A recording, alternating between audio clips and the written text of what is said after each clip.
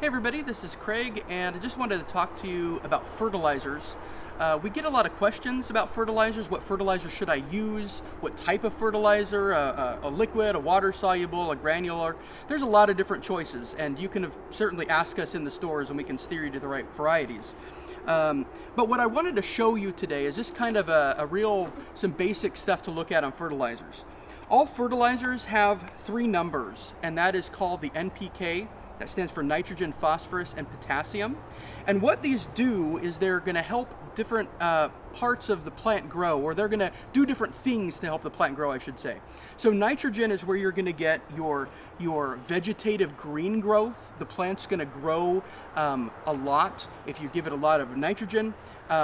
And that is going to be, say, what a lawn would use, or something. Maybe if you're going to plant corn plants and you really want those to grow big, or plants that really are more foliage, you might want to use something that's a lot of nitrogen and not much else. That would be, say, what a lawn would use. And that's going to be your first number. Phosphorus is the middle number. And what that does is helps a lot with root development, but also the fruiting and flowering of the plant.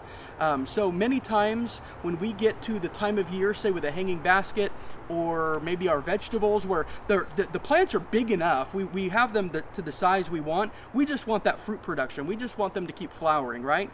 That's when we might want to switch over and do a high bloom type fertilizer.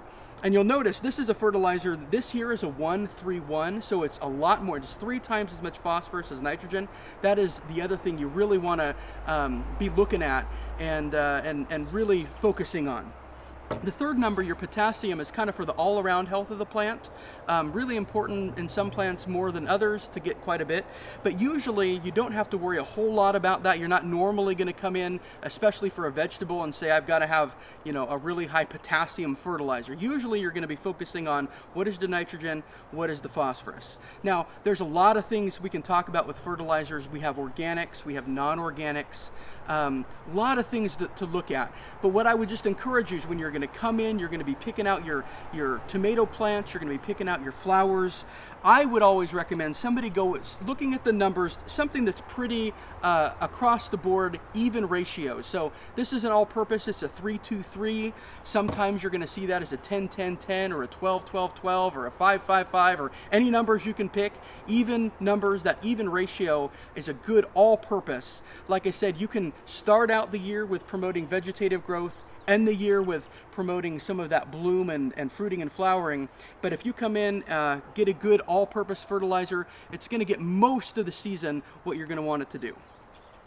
The other thing that's specific to growing tomatoes, and some peppers somewhat, but really tomatoes to think about, is when you're planting them, you want to make sure and using a fertilizer that says it's for tomatoes on there, or mixing in something that has a lot of extra calcium.